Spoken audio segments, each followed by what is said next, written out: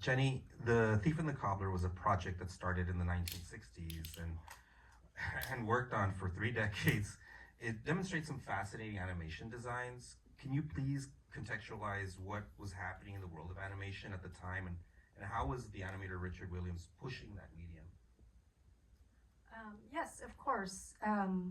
So just to break down the question a little bit, of course, history of animation at that time, over 30 years, we can look at it in a few ways. One is by region. So we can look at animation in terms of, you know, Argentine animation, Japanese animation, US animation, so forth. We can also look at, break it down, contextualize it by time period. So, 1964, that's about 2 years before the passing of Walt Disney. And so in thinking about, let's just use Disney as an example, of course in 1937, that was the first ever US feature animation film, Snow White and the Seven Dwarfs. But then you can move fast forward to 1990, when Richard Williams was still working on this film.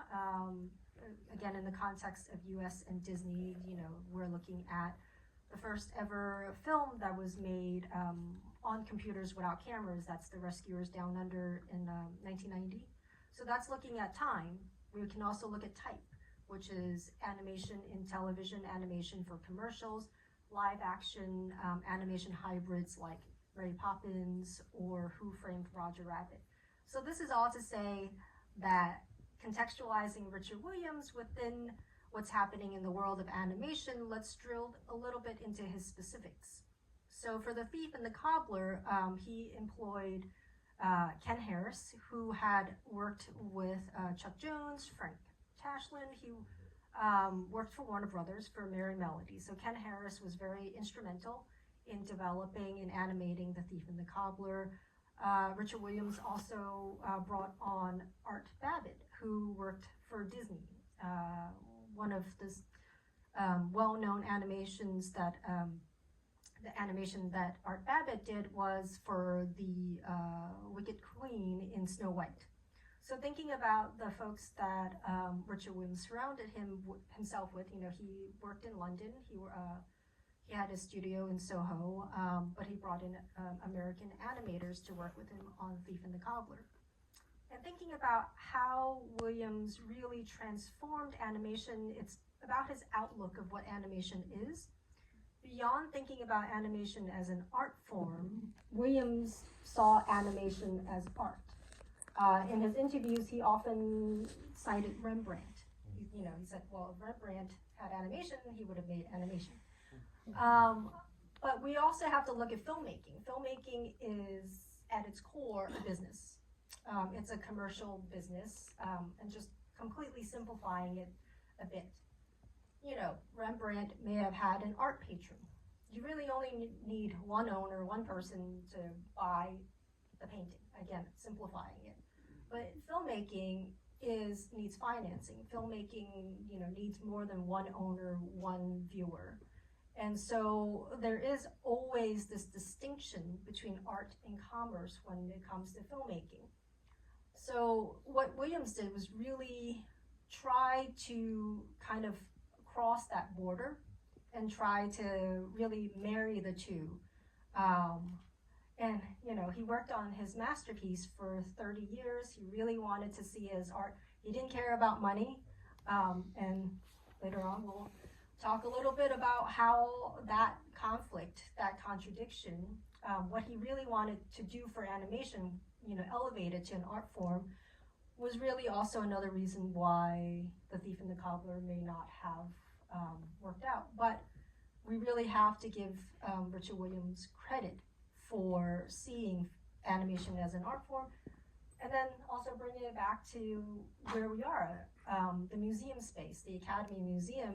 And really this is also where we look at the intersection between filmmaking as a business and filmmaking, its process, its production, and how we elevate it as an art form as well. And I'm glad that we have this opportunity to really talk about it and to think about the discourse between what we as communities, what we as a museum community can do for animation and for other filmmaking crafts. Nick, can I ask you a little bit about Edward Williams? I mean, he's a three-time Academy Award winner. He's also known, as Jenny mentioned earlier, responsible for Who Framed Roger Rabbit in 1988 and The Pink Panther in 1963. What can you tell us about his dedication to his craft and how he was viewed by his peers? Yeah. I think there's something almost like akin to like Icarus with him, where he like tried to fly close to the sun and then his wings burned and he fell so hard. There's something fascinating. He's a fascinating character. He was a master animator, truly, like extraordinarily brilliant. And his focus and kind of his dedication to the craft really kind of is most seen in his obsession with movement. His characters, his figures, everything moves with this brilliant flow. For example, I think one of the best examples in the movie, and we just went through a little slideshow that had some drawings of the character of Zigzag doing this card trick, and I think that's a really wonderful example of the kind of level of detail and attention that Williams paid to everything he did. There's this sequence in which Zigzag does a card trick, and he does it, and it's just this masterful, almost kind of like a flaunting of skill. That he decides to take a character who is almost cantilevered. He operates almost like a marionette. He's given him 4 elbows, and extra digits on his hands. And he has a deck of cards that he kind of expands like this. And slide by side, every drawing, the card changes suit. So there is this kind of almost ridiculous exploration and experimentation with movement. And Williams was known for pushing the medium, and one of the ways he did that was most cell animation at the time, most hand-drawn animation at the time was done on the twos, which means you draw one cell or one drawing, and then you take 2 photographs of that, 2 frames of film. And some are done on the 4s and some are done on the 6s, and that kind of leads to sometimes, if you think about Yellow Submarine, it's very jerky film. That's because it's done, I think, on six frames for every single drawing. So Williams drew on the 1s. Every movement was 1 drawing to 1 frame. And it is just an impossible task, almost masochistic in its in his desire to push the form. And I bring up that kind of story about the Zigzag card trick, not only because those are the materials we have on display in the animation gallery upstairs, but also because this ties into what Jenny was saying, that Williams hired these kind of greats, these kind of masters of early animation, including Ken Harris, who had worked with Tex Avery on Roadrunner, among other projects. And Ken Harris was looking at that sequence of Williams drawing the Zigzag card sequence, and he had this kind of sly, almost kind of mocking line where he said, "Wow, you're really good. You could be an animator." And Williams was just destroyed by that. And so he spent 3 months working on that scene alone to just perfect it, making every movement more complicated than it needed to be. And after 3 months, he showed it again to Ken, and Ken was like, "Oh, well, maybe you are an animator." But it's one of the weirder things from this movie. This movie is just filled with those moments, to the detriment of the movie, which is something I think we'll talk about later on. Thank you for sharing that. Jenny, there are some amazing visual effects that are happening with like perspective and architecture and checkerboard patterns. Can you tell us a little bit about these design choices and were some of these like challenging to accomplish, or was it new to the field of animation at that time that he was working on these? Or Yeah. So obviously, I think we saw the influence of MC Escher in the opening sequence, the chase sequence between the thief and the cobbler. You see the influence of Rube Goldberg at the end of the film, where with the war machine, the intricacies, and a little bit of what Nick touched upon is the detail, the level of detail in this film. Has been said to be influenced by Persian miniatures, which are small paintings on paper for book illustrations and the such. And in Persian miniatures, you also see a flattening of perspective where the foreground and the background are existing on the same plane. So that's in terms of the aesthetic and the style. I think it's the amount of detail that is existing in every single frame of this film. That's how Williams and his team, pushed the limits, and also exactly what Nick touched upon too, animating on ones, even animating on twos, where you're drawing there are 24 distinct frames for every second of film. So you can imagine, you can do the math. And Williams was, of course, sometimes threw away entire scenes, months of work, because the color was wrong, the color palette was wrong. So this obsession with perfection and this obsession with detail from his influences really made this a unique film. I think that, again, going back to the question of filmmaking as a business, you have to hit a deadline, you have to get it out, you have to get it released before other films of similar nature comes out. And so Williams didn't care about that. I think he just really wanted the film to be his film. And that is why The Thief and the Cobbler is such a unique story in the history of animation. Awesome, thank you. Wow. There's a lot of depth. There's a lot going on in this film. I sitting there just was one sequence after another. It was just absolutely amazing. Nick, I wanted to ask you a little bit about Richard Williams again.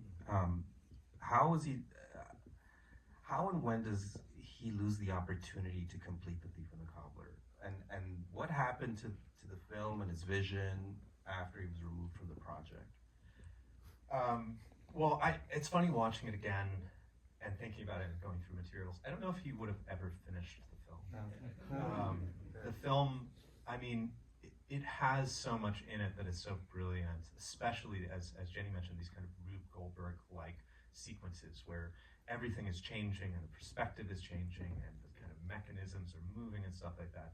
He is paying so little attention to story. He is paying so little attention to character in some ways, because those are secondary to him. To him, this was a visual experience. This was this kind of slapstick, almost Buster Keaton-esque kind of film in which you are watching characters in mechanisms of setups and sequences and machinery and everything.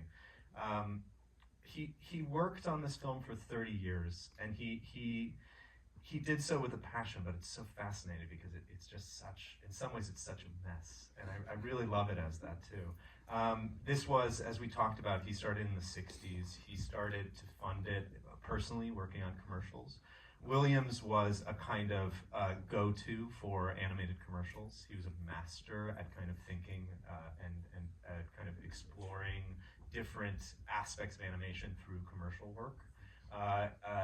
Sometimes to his, to speaking about his character as well, sometimes he would spend more money making a commercial than he would earn. So he would take even the kind of commercial aspects to push something forward. So the story of Thief and the Cobbler, I'm going to go through it very quickly, is that he worked on it, funding it first in projects and first kind of starting it off with as a side project that he was working on obsessively, spending $3 million of his own money on it. And with each opportunity he could, he tried to make it bigger and bigger and bigger, and he tried to make it into this feature. Including using money from projects such as the Pink Panther and title work he did on movies such as What's New Pussycat.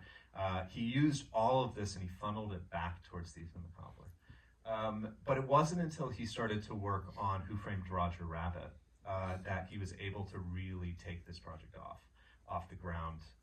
With Who Framed Roger Rabbit, Williams did all of the animation for that, and him and his team came up with these amazing systems of being able to animate in 2.5 dimension, kind of this weird flatness, but also 3-dimensional over real life moving backgrounds, this incredibly impossible task.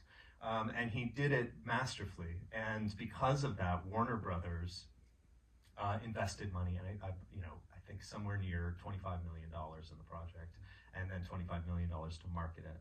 And so even when he talks about it, you see these interviews with him when he is dealing with that, he says, it not only needs to be the greatest thing I've ever done, it not only needs to be a masterpiece, but it also needs to be a blockbuster. It needs to make $60 million for us to break even. Like, it's really impossible task.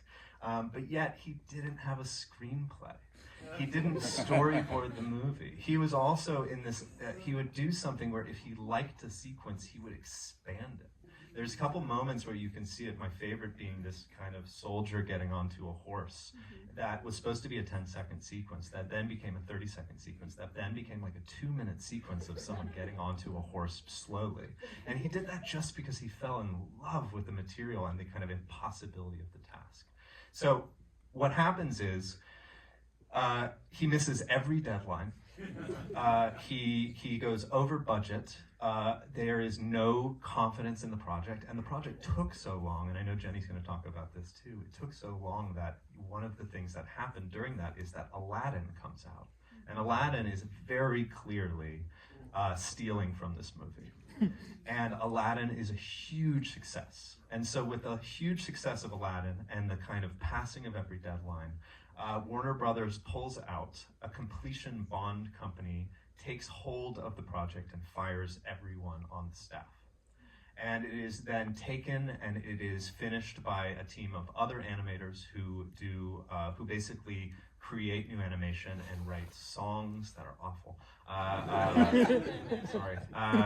But these songs, it basically becomes this strange beast that's Frankenstein together through different filmmakers and stuff like that, and he completely disowns it, and it breaks his heart, and for many, many years he just doesn't talk about this film. So it is this really amazing story of obsession that I think is fascinating. Wow. That's so sad because there's such, and I see those sequences that you're talking, I can see the passion in the scenes that we watch today. There's so much love that's put into movement. I think the audience picks up on that too, but that's heartbreaking too, that never-ending film.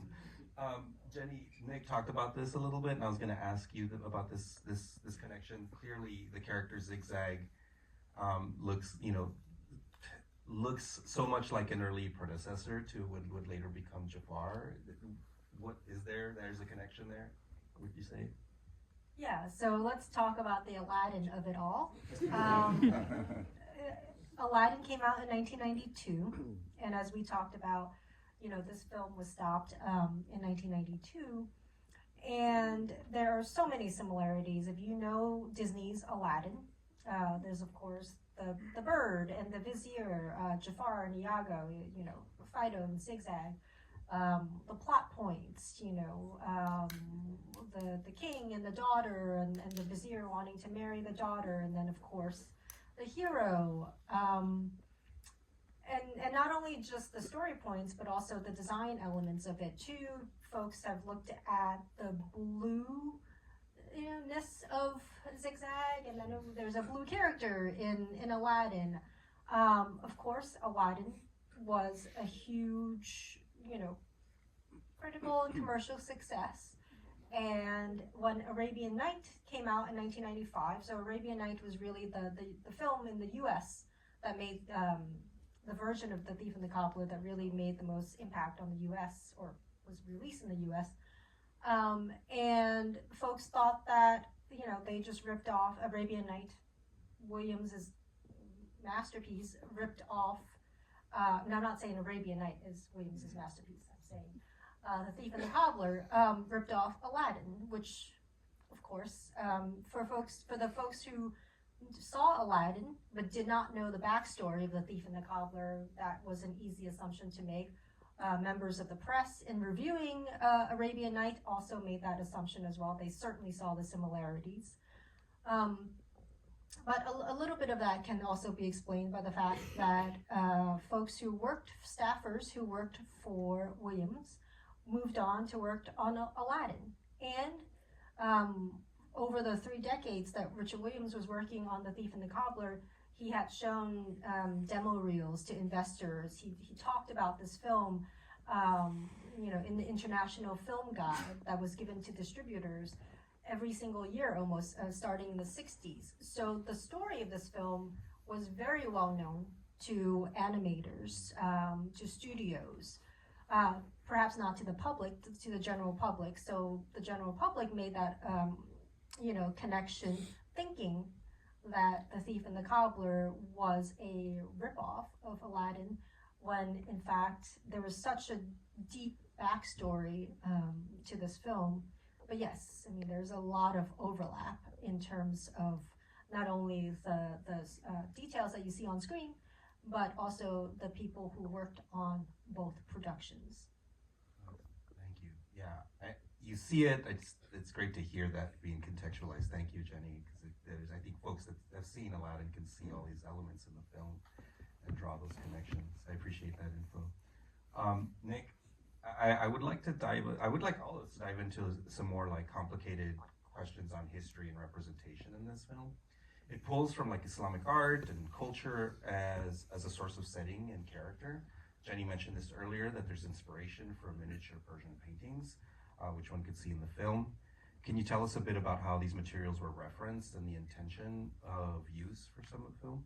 Yeah, absolutely. So one of the origin of the film is that Williams had been working to illustrate a series of drawings for the Afghan-British author Idris Shah, who was doing translations of the Nasruddin kind of stories for the Sufi folklore stories. And the idea in that collaboration was that Williams decided to work with the Shah, family Shah, Idris and his brother, to create a kind of a film version of the Nasruddin, which is kind of the origin of that, and so that's in the 60s.